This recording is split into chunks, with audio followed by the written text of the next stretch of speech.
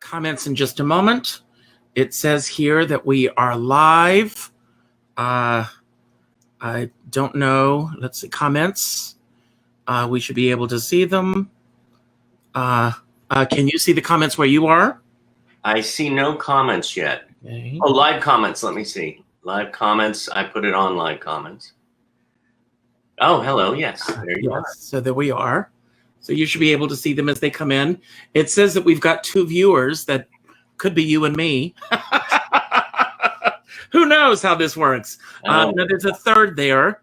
I'm sure that's probably our friend Rosa Puzo. There we go. I don't know that we will be seeing comments here. I hope that they're going to show up. One of the things that I'm learning about this new platform, as I was just saying to David before we went live, is now I am using StreamYard. And there are some issues with StreamYard right now in terms of people leaving comments and not being able to see them. So I guess the best thing to do is to tag us, leave a message or something. I've got my phone here in case anything comes up. David Zimmerman, how are you? I am good. How are you, Richard? Well, all things considered, I'm doing great. So how has this, I know with your work and everything, what are the pluses and minuses of this period been for you? And I always try to find the pluses in every situation. That's how I look at life. So what's working for you and what isn't? Yeah. The first couple of weeks, especially the first week, I got very anxious. I got in my anxiety mode. But luckily, I teach at Performing Arts Studio West, which is a school for actors and performers with disabilities. And about 6 years ago, when I started teaching there, I brought over my program, Meet the Biz, which brings in different actors, producers, directors. So when we went into quarantine, it was very, here are the 4 walls. So it was very hard because I am such a people person and I love to connect. I love human contact. So that was the hard part of it. Also, the unknowing horror movie that we're living in, and not knowing what's happening. Yet at the same time, the good part of it was that I did find a way to connect through the internet. And the school's still going. We're doing it online now. And I'm said to myself, the head of the school, John Pace, has said, we're going to be doing classes. And I was thinking, okay, when I do an acting class, I like to, really connect and say, okay, wait, stop. Let's try that again. Well, it's very hard if you're just doing it, shooting a video. Mm-hmm. So I thought, wait a minute, I do the Meet the Biz. Why don't start up those and bring people in outside of the school to connect with people, to say, hey, there's more people out here connecting with you. So in a way, they were connecting with me and I connect with them, and it brings me up. It makes me feel alive. Well, I think it's very important that everyone right now really tap into that creative aspect of whoever you are, and keep yourself as creative as possible. I want to talk about Meet the Biz in a few moments, but before we get there, what was the last big function that you did before the quarantine set in for you? Gosh, I thought of 2. One was just this year. I think it was the end of January. It was a Meet the Biz at Performing Arts Studio West. It was a workshop, and we had 4 different models that brought their own sensibility, their own style, their own differences and similarities. We had one autistic model. We had a model who was on, what's that show? I Want to Be a Supermodel. Okay. We had Jamie Brewer from American Horror Story, who walked the runway in New York. And then we had Tatiana Lee. So that was the real big one that we had. Oh, and then right before two, we had Nick Novicki. Actually, that was in March. That was the real last one. That was for the Disability Film Challenge, which we host the meet and greet every year. So those were the last two. And I want to talk about the trajectory that led you to where you are at this very moment. Where are you from originally? San Francisco Bay Area. Oh, and your family life, mom, dad, were they in the arts at all? They were not. Mom was a stay-at-home mom till a certain amount of time, and then she went and became a secretary. Mm-hmm. And then my dad sold used military truck parts, which did not interest me in the... We do have a comment here from Steve Wishnoff, who we both know. Steve! So it's great to see you, Steve. He says that he's taught class at Meet the Biz. Yes, he did. Now, do you have brothers and sisters? Yes, I do. I don't know why I paused there. I have one brother, and he is... I tell you, I was blessed with an amazing family. I hear horror stories about some people's family, and I go, "Oh my God, I was very lucky, and am very lucky." Mm-hmm. And what was your exposure to the arts growing up in San Francisco? I mean, San Francisco is an artsy town, one of my favorite cities in the country. It's gorgeous. I mean, I heard it's changed a lot lately. Well, everything's changed a lot, lately. But I mean, when I was there, I actually moved up and lived in San Francisco. And I lived in the dorms for 2 semesters, and then lived in the Haight-Ashbury and became a hippie for 8 months while I grew a ponytail and smoked pot. And then when I moved out, I cut my hair and stopped smoking. Well, you're too young for that. I know what year you were born. So. The 60s, man. Yeah. But I do love San Francisco. And when I was up there, I mean, it's such a nice theater town. Smaller, of course, but much smaller than New York. But it had smaller theaters, which I after I graduated from college, I did theater. I got my agent right away and got my SAG card. In fact, the first job that I went on for a commercial was national, and that I got it. And I was like, wait a minute here. I did the job, but I said, I'm not going to join the union yet. So I was, what is it when you're not, you don't join the union right away. I don't know why. Eligible. Yes. Well, yeah. So, but then I got another one 3 months later. So I said, I must be doing something right. Mm-hmm. And then I was in a long running show there called Bar None, the comedy murder mystery, where I switched off between 2 characters, a nerdy campaign advisor, Kent Chadwick, and some nights I played the flaming bartender, Mickey. That's an oxymoron in San Francisco. Yeah. And when did you decide to make the move from San Francisco to Los Angeles? And what was that transition like for you? I decided when I was sticking my head out of the womb, I said, when I'm 30, actually, I didn't know when I was going to do it, but I always had this sign above my door as I left my bedroom that said Hollywood. It's a black and white picture of it. And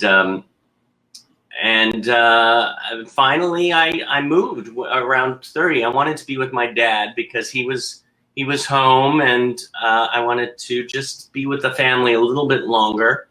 And then when Mom finished her job, then I moved to LA. And I remember driving on the freeway, the 101, and just start tearing up when we were taking the U-Haul to my new place.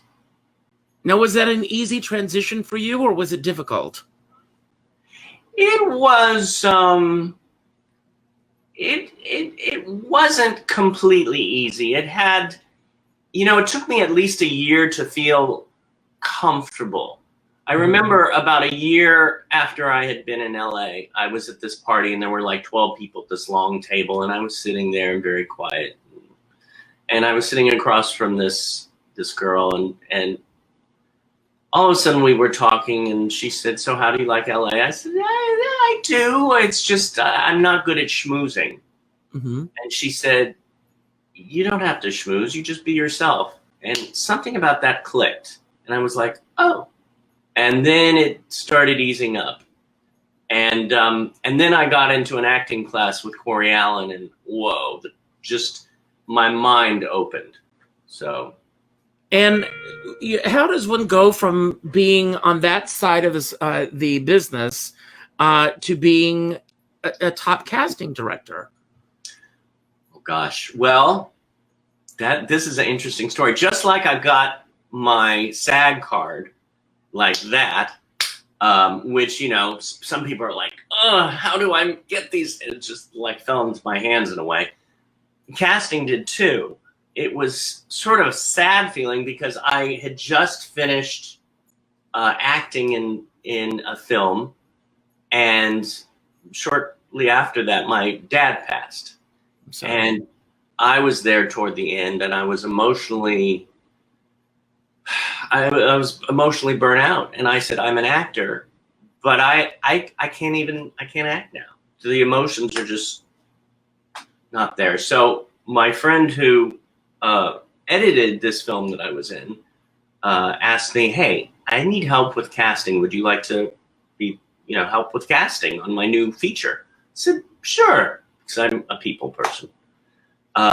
Did that. A month later, a friend of mine called me up and said, "Hey, I just got this job offer to do a casting job. I can't do it. I know you just did this film.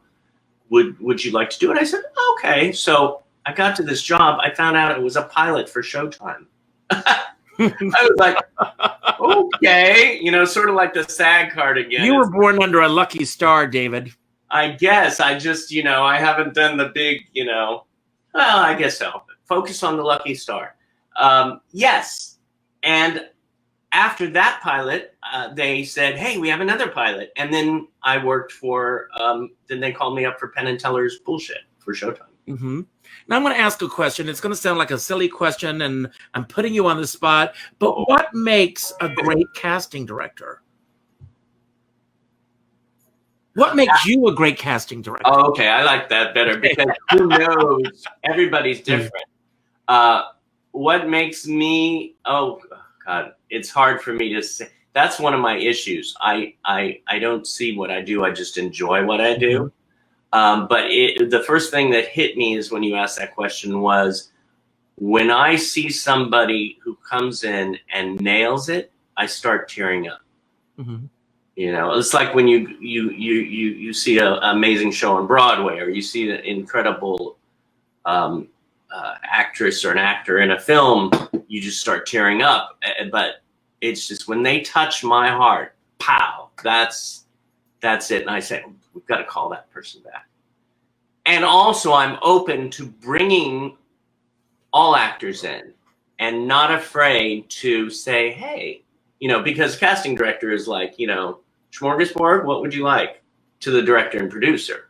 They don't have the, Well, I was going to ask you, how much flexibility do you have when it comes with a director or a producer, or does that really vary from person to person? It does vary. It does vary.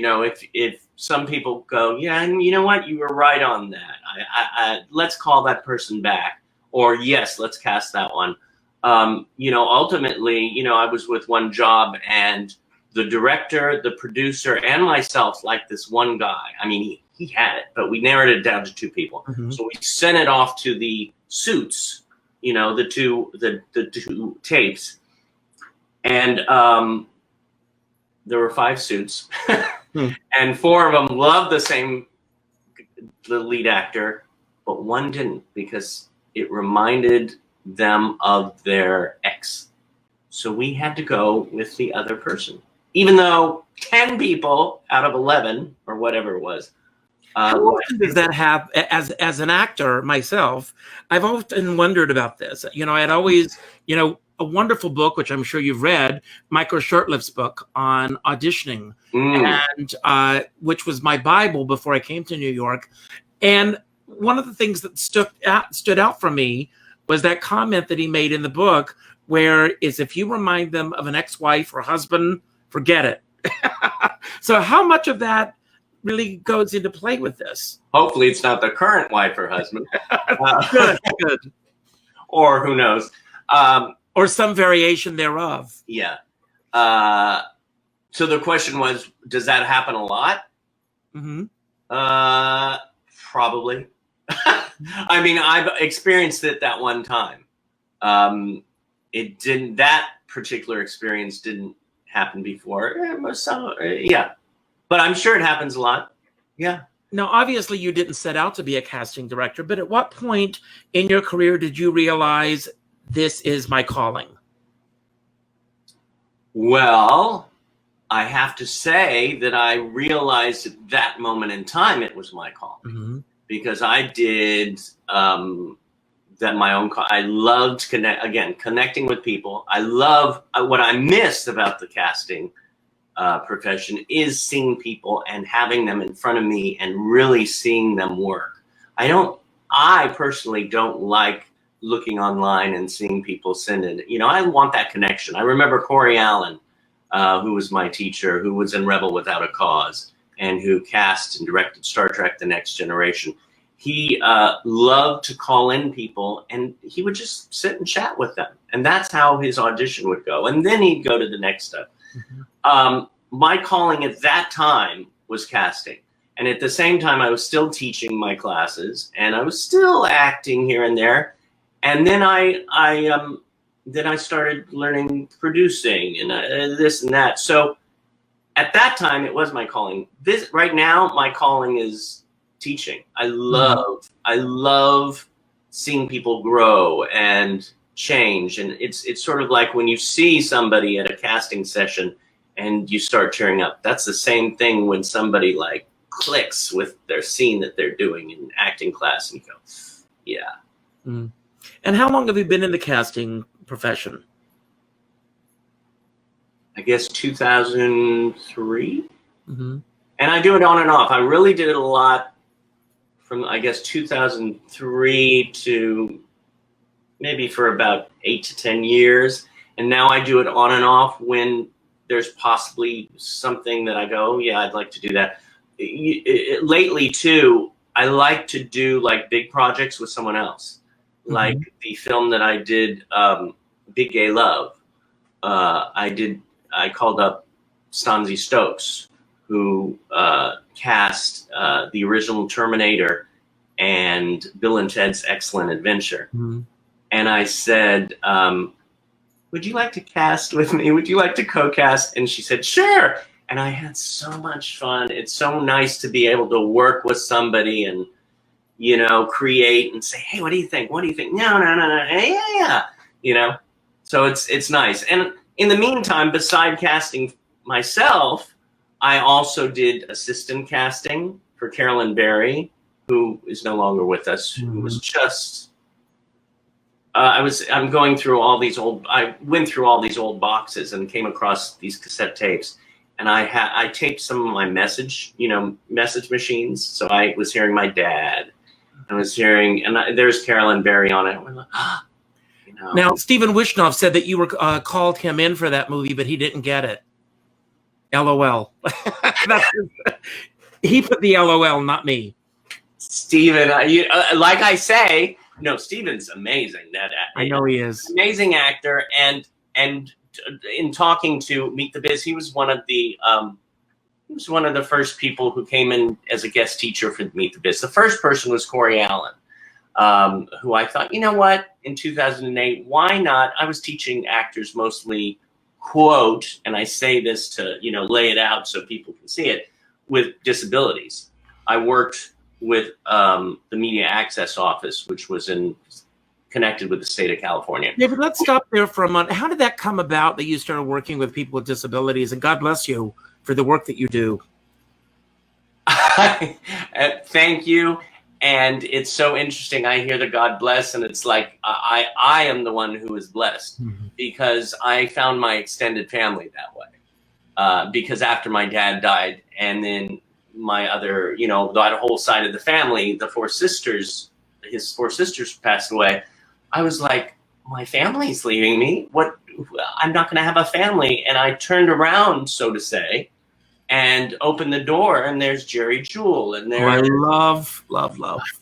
I mean, she emailed me one day and said, "I heard Corey Allen is going to be teaching your Meet the Biz class, and I'd love to be a part of it. And my name is Jerry Jewell." I went, "Yeah, of course." So I said, "Yeah, come." So she opened the door, and we looked at each other, and I went, "Hi, old friend," that kind of thing, that kind of feel.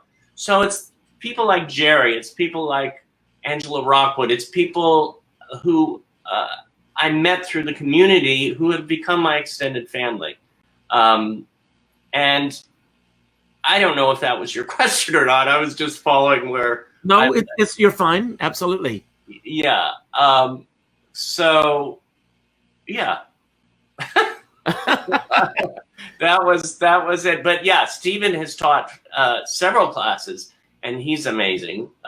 Lainey Kazan has taught classes. Oh, I loved your interview with her the other day. Did you watch it?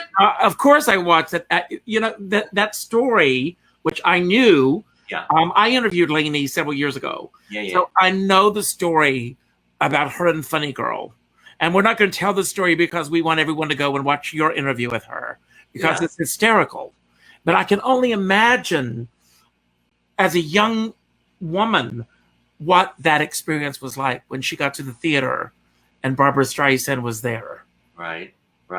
It's so amazing how you really realize how everybody has their own story. Mm-hmm. And, one person's here, one person's there, and everybody is, and this is about for the students as well. Everybody is their own world. And Lainey came in there, and that story was she came in one time to teach a one-day class. And I had talked to her about a year about doing it. And finally she said, "Okay, I'll come in. Well, after this 3-hour class, she was like, "Can I do more?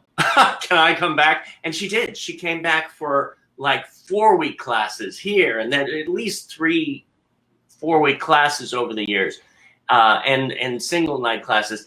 One of my favorite stories too with Lainey was the one with Divine. Oh, yes. The scratch and sniff. You want to share that, or do you want people to go and see the interview? Well, you know what? I say go see the interview because I can't replicate it. I mean, that was wonderful. It just to say, just picture being with your family at Passover or another holiday, Christmas, and passing around. I know. Scratch and sniff. It was brilliant. And how do you go about? Is there a particular quality that you're looking for when obviously these are people that are well known in the industry? They've had successful careers. Does that necessarily make them a great teacher? Or, has there been, I don't want names, but have there been people that you brought in that it just didn't land?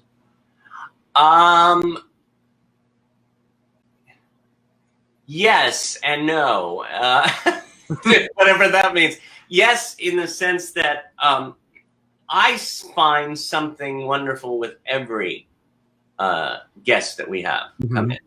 And every guest does different things. I mean, Lainey gets in there. Lainey first told a little about herself, and then she would interview the students. And then the next hour out of the 3 hours, she would do a breathing technique, and then sense memory. And then the third hour was scene study. She would pick certain people to do that. So if she had a one-night class, Charlene Tilton comes in and does something utterly amazing. Sometimes she'll come in and do an improv class, or the next time she'll come in with her amazing daughter, and they'll do half an acting class and half of a music. There have been people that don't, I would say don't have as big a spark Mm-hmm. But I find, so that's why I said yes and no, because if I really think about it, I think everybody who has come in has something amazing to offer. And about how large are each of the classes? How many students do you have in a class? And is this an ongoing thing, or do people come and go as they feel that they need the brush up? Yes, it's an ongoing thing, and they come as they need. Mm-hmm. It used to be a class of about 12 people. It might have been 18, but I like to keep it small. We did it at Joey Travolta's Inclusion Films. I've done it at the Lily Tomlin, Jane Wagner Gay Cultural Center. We did classes all around. There was 1 or 2 years, which we got funding through the Christopher and Dana Reeve Foundation, that I wanted not just to have a diversity in the classes, but I wanted to take the classes out into the public at different theaters and just open it up in that sense, just to open the door to people and say, come on in. And they would come in, like Danny Woodburn taught a class, from Seinfeld. And he was teaching a class, and this actor came in and he went, because there's Danny, who happens to be 3 foot taller, and then 2 of the students were talking, and they happen to be wheelchair users. We have 2 deaf actors talking to each other, a Down syndrome girl talking to a blind man, and then 2 people, who knows. But by the end of the 3 hours, this new guy who walked into the class was part of the family. And that's what I like to do. I like to just invite people, hey, come to the acting class. And then it just opens. Now, David, are you creating opportunities for these actors, or are these opportunities presented to you?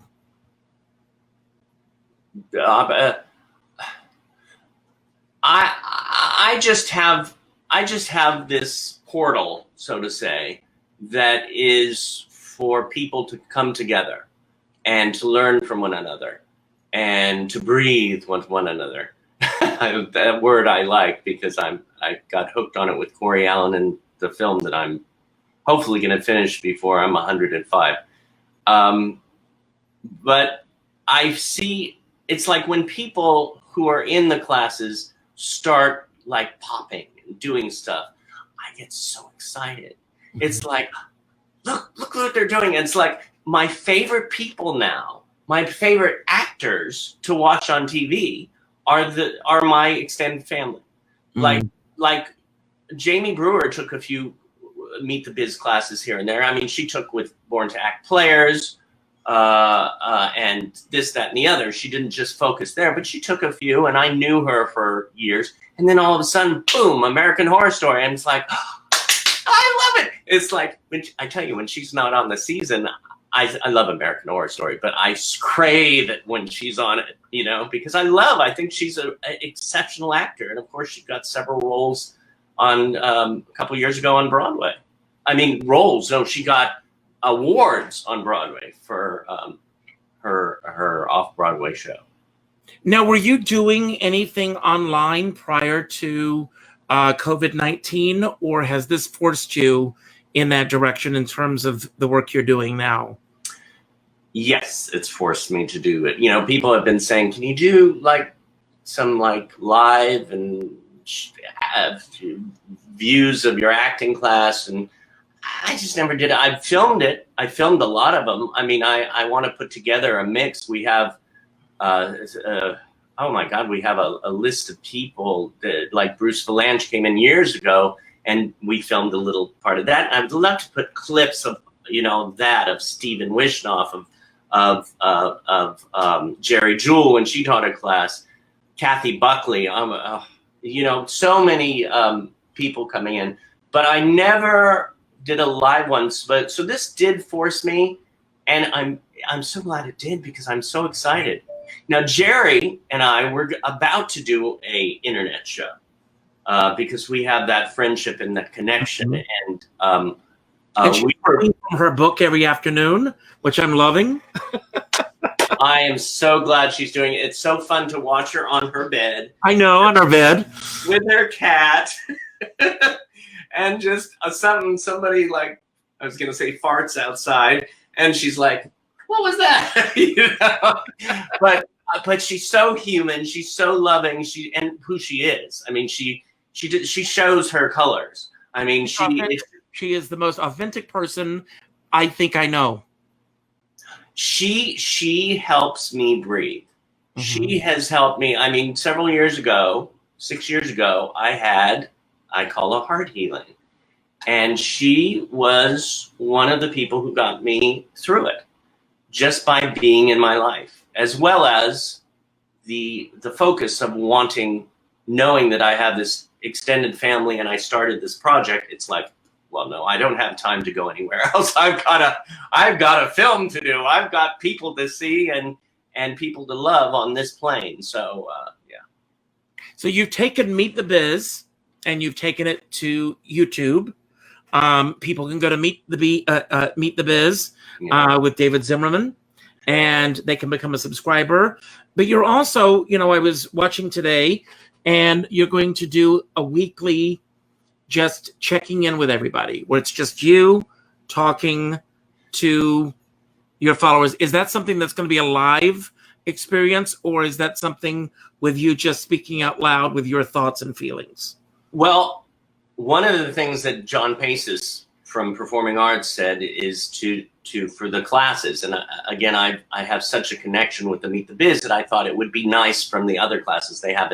They have 2 dancing classes. They have a couple of music classes with brilliant teachers, another acting class. So I thought, what can be different, and what would I enjoy giving out on the internet at this time? So I have been thinking about that. I've done 2 on my own right now, and I'm thinking about right now the first of every month, the first Monday of every month, where I'm teaching in a way through objects that I find. I was trying to find an object that I really connected with, and how.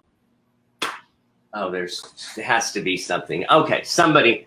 Okay, this doesn't. I have one. Yeah. Your lamp, your moon lamp behind you. Okay, thank you. I should have that moon lamp. Thank you. That was I'm a big moon person. So that's I saw that. This was when I was living in San Francisco, and then I was near Castro Street and Market, and they had this lamp shop, and I was walking down the street, and I went, oh, and I saw this lamp, the moon, and there's a little. I think it's a girl, but you can't tell the sex of it. So, Diana, yeah, I'm sure. She's lying there. She's looking up, and there's actually one part missing. I have it somewhere, but there used to be a little hanging star.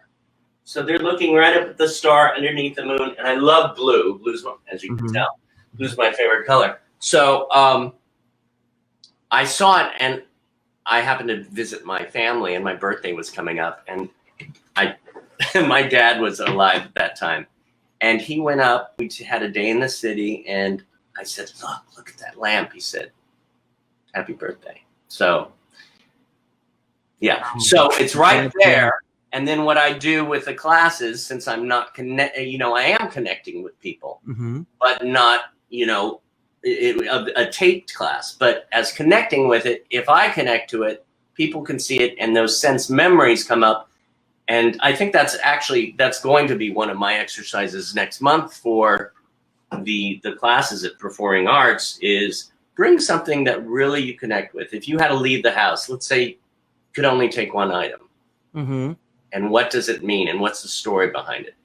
And by living those stories and reliving them, you put them in with you, and you can use them in your acting. Now, when is your next Meet the Biz class that people can? You do this through Zoom, or are they taped? How is that done?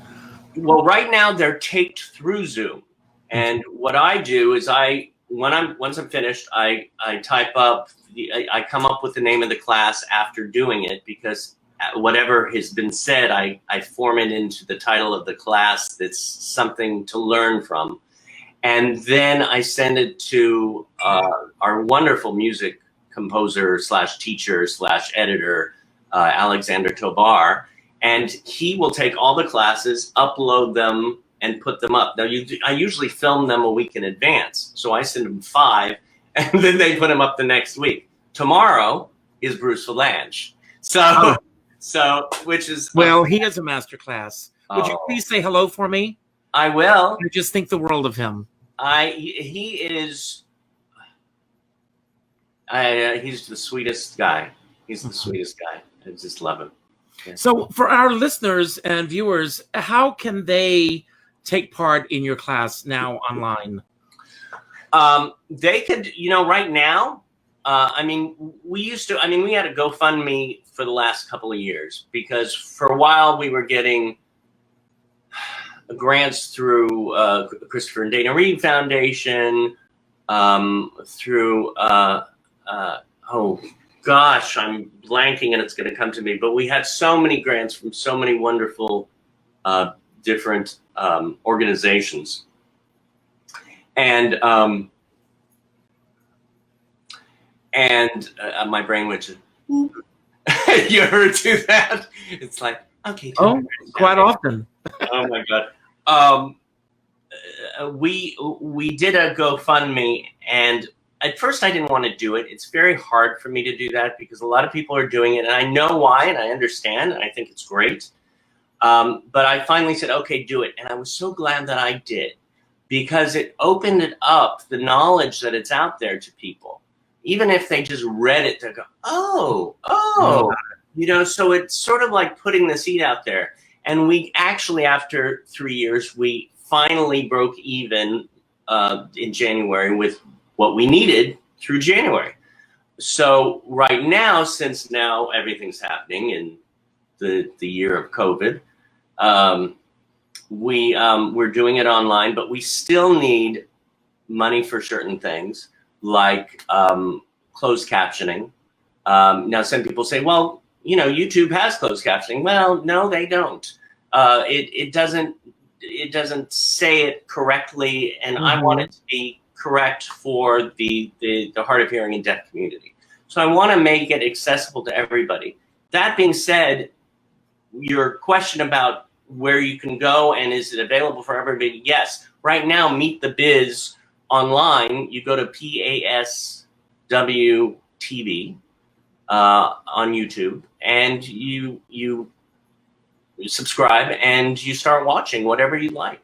And every day, Monday through Friday, is a new show, and it's a surprise a lot of times coming up. And sometimes I'll put out, like I put a list on the one today of some of the people coming. So those students who want to ask questions. So it's not like live like this, which is great. And I'd love to do something like this, which I might look into. Thank you very much.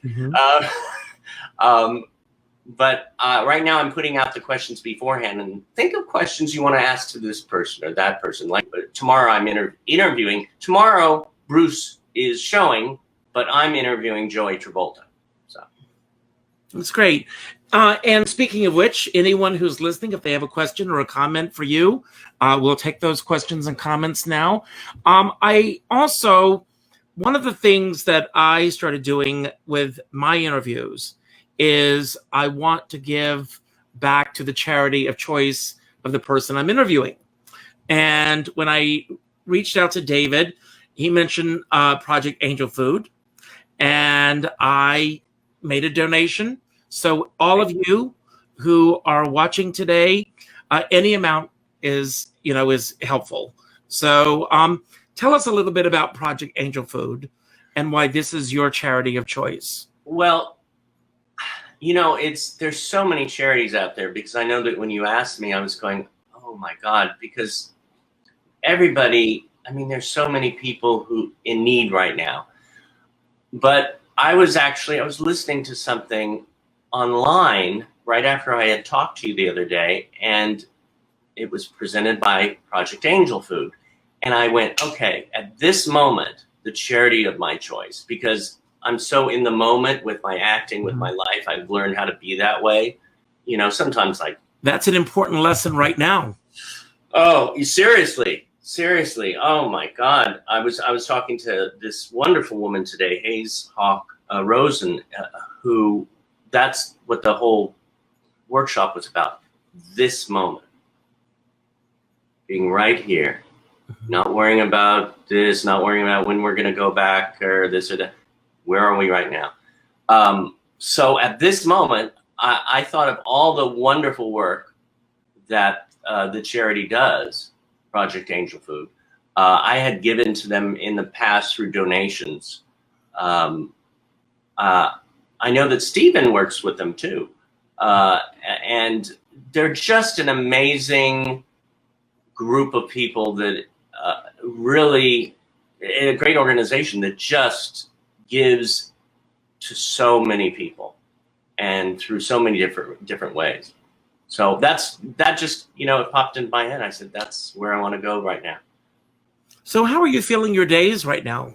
I'm sure you're very, very busy with the classes and everything, but is there such a thing in your life as a typical 24-hour day? No, at this moment, I've gotten into this space where, again, thank God for this connection. Mm-hmm. And then we call up 8 students from Performing Arts Studio West every day and say hello and what's up and, oh yeah, did you see that? And what are you having for dinner? And a lot of times we're talking to either parents or sisters or brothers too. So it's good for all of us in that way. So I do that. And then I also, I only ordered twice from, usually I go to restaurants too much. That's why my credit card debt is what it is. But I have learned to cook something more than poached eggs and salmon. I do make a mean salmon, let me tell you. And I've always loved making soups, but now I'm making chicken. I like making this. I didn't know how I got on cooking, but I do that. I do that as a catharsis too. I'm stuck in this small 1-bedroom apartment. Wow. So it's, do you get an opportunity to go outside at all? Yeah, but not much because I'm, in the heart of LA. And right now it's like, it's that I was walking the street the other day and there's these little, I've even put on an Instagram, these little things that look like coronavirus. And I went, what the hell is that? But it was, something from a tree. I forgot, somebody mentioned what it was. But, it's like, you wear your mask, you wear your gloves. So I've gone out once a week to take a walk. I need to do more of that. Thank God I ordered through Amazon a month and a half ago, and it came to me a stationary bike. So I finally put it together last Friday, and now I'm working it. Good for you. Now, I have a question that I'm sure you're not going to get on any other program. Okay. Do you have a good recipe for salmon? A friend's making it for dinner tonight. Eva Heinemann. Who? A friend of mine, Eva Heinemann. Oh, okay. Well, I like less is more with salmon. And sometimes you can put a lot of stuff on it, but I like to put a little olive oil in the pan. And then I put a marinade, like a wishbone Italian dressing or something like that, little spices. You said plain. And then I do like garlic. I'm a garlic guy. So I do put raw garlic on there. And then I wrap it up and bake it for 25 minutes. Or, not overdo it because I'd still like it moist, but not underdone so you get worms. So you don't want that. But then once you get it out, then you have a side of lemon. And then I have usually 2 sides to garnish it with. Or if you just like the flavor of the fish with a little Italian dress. I never thought I would give a recipe online. Well, here's the first for everything. It's the first. The 2 sides. One is yogurt with blueberries. Or you could use sour cream, but I think yogurt's a little healthier. And the other one is a mango salsa. So okay, Eva, after you make this, send me a picture and I'll send it on to David. I love it. And then once we get out of quarantine, we're gonna have a potluck. I would love that. That's something to look forward to. Yeah. David, as we're wrapping up here, what advice would you give to someone who is just wanting to get into the business, coming to LA? I know LA is a very different town than New York is. So I don't know how much of it is similar, but getting their foot in the door. Do you have any advice that you will dispense at this time? Getting your foot in the door, moving to LA.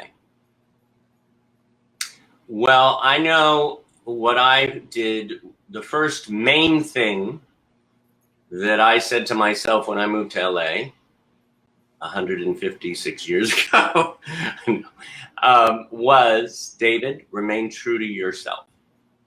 So that is the first thing. You have to remember to do that and take care of yourself. Be sure you get into that meditation class or the exercise class. You know, and it's interesting that I'm saying this right now because the things they first told me, of course, you got to find a place to live. And then you got to find a job and then get into an acting class.